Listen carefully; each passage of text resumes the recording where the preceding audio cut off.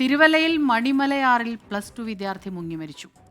K Ananthu എന്ന 17 വയസ്സുകാരനാണ് മുങ്ങി മരിച്ചത്. കൂട്ടുകാർക്കൊപ്പം കുളിക്കാൻ ഇറങ്ങിയതായിരുന്നു. വി ജയശങ്കറാണ് ചേരുന്നത്. ജയശങ്കർ, ഇത് എവിടെയാണ് ശരിക്കും ഇത് സംഭവിച്ചത്? പറയൂ കൂടുതൽ വിവരങ്ങൾ.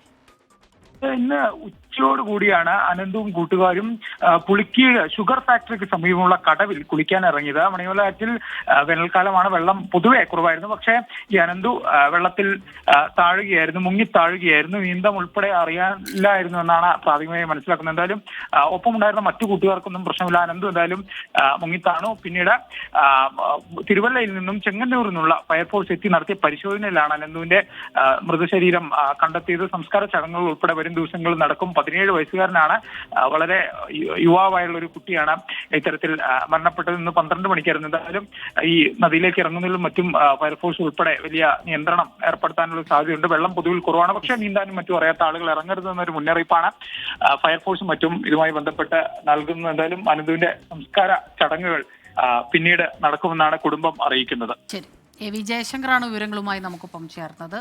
എന്തായാലും വലിയ കഷ്ടമായി പോയി. കുട്ടികൾ ഒരുമിച്ച് സന്തോഷത്തോടെ ഇറങ്ങിയതായിരിക്കും. ഒരാളിൽ നമ്മൾ എപ്പോഴും പറയാറുണ്ട് ജാഗ്രത ആവശ്യമാണ് ജലാശയങ്ങളിലേക്ക് പോകും മുമ്പ് എന്നുള്ള കാര്യം. പ്രത്യേകിച്ച് നീന്തൽ അറിയാത്തവർ ഇറങ്ങരുത്. ഇറങ്ങിയാൽ തന്നെ അധിക ദൂരം പോകാതെ ആസ്വദിക്കാമല്ലോ കുളിയൊക്കെ.